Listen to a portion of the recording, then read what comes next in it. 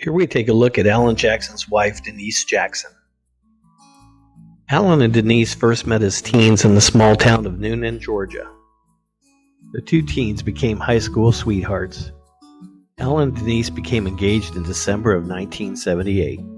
Just 1 year later, the couple married in December of 1979, and the couple has now celebrated their 40th wedding anniversary. The couple headed off to Nashville, where Denise was a flight attendant and Alan worked in the mailroom. Denise helped get him his first big break when she made an intro to Glenn Campbell. After many years of hard work, Alan's career as a songwriter and a singer finally paid off. He sold over 75 million records. He had 35 songs reach #1 on the Billboard Country Music chart, and Jackson was renowned for penning many of his own songs. Alan went on to win several country music awards, and he often paid tribute to Denise for each award. There's just one person I need to thank for this award. I married her when she was too young to know any better, and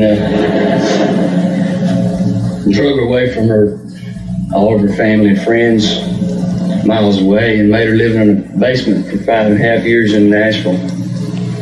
But she never complained about it. In the span of 8 years, the couple had 3 daughters.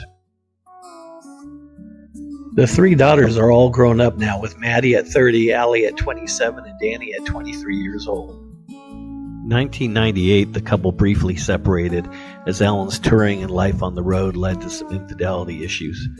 The couple reconciled later, and Denise actually wrote a best-selling book about the whole affair. I was gone a lot and, vulnerable and just made some bad choices. And I think it was, I was worried about people knowing about that. But then again, it was, I'm a person, just real.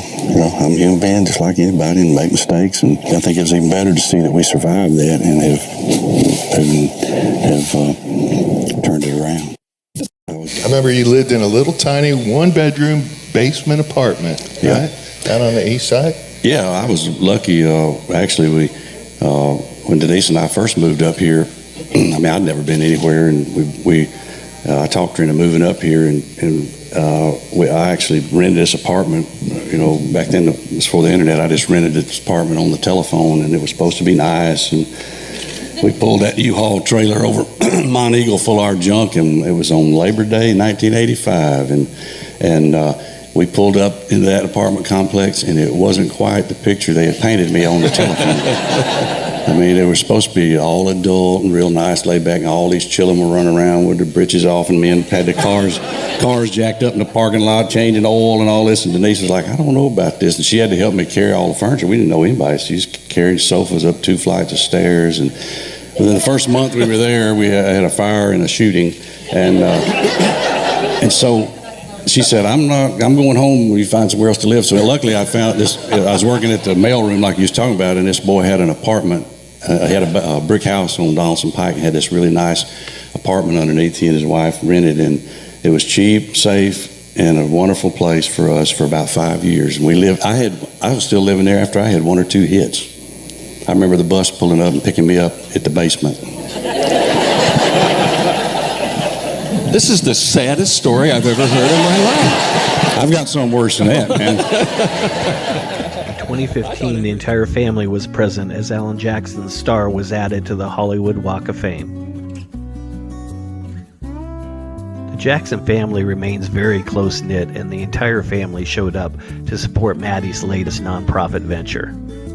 Alan and Denise are still going strong after 40 years of marriage. We look forward to seeing the next chapter of the Jackson family. This has been a Country Fancast video update. Let us know in the comments if you're a fan of the Jackson family. For more country music news video updates, remember to subscribe to our YouTube channel.